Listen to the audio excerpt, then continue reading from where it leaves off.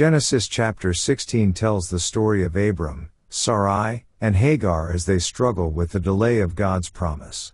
Sarai, still childless, decides to give her Egyptian maidservant Hagar to Abram as a wife, hoping to build a family through her. Abram agrees, and Hagar becomes pregnant. Once Hagar conceives, tension rises between her and Sarai. Hagar begins to look down on Sarai, and Sarai responds harshly, treating her poorly.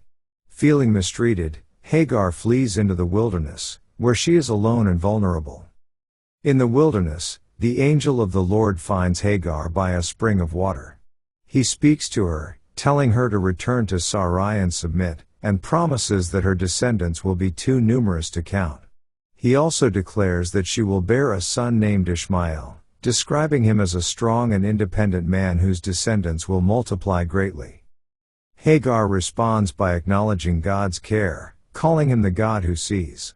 She returns to Abram and Sarai and gives birth to Ishmael when Abram is 86 years old.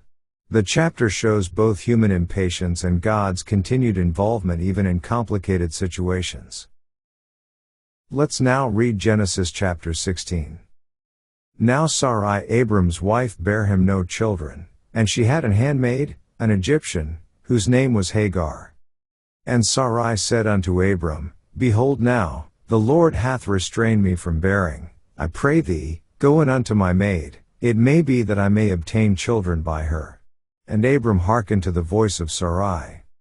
And Sarai Abram's wife took Hagar her maid the Egyptian, after Abram had dwelt 10 years in the land of Canaan, and gave her to her husband Abram to be his wife.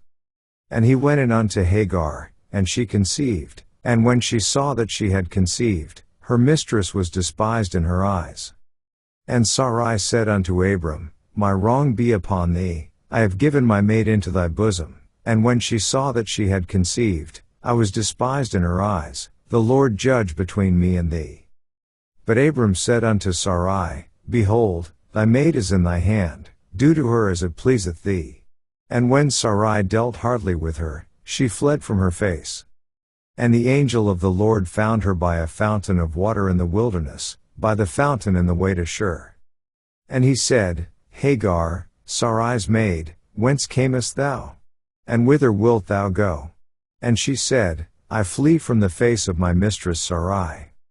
And the angel of the Lord said unto her, Return to thy mistress, and submit thyself under her hands.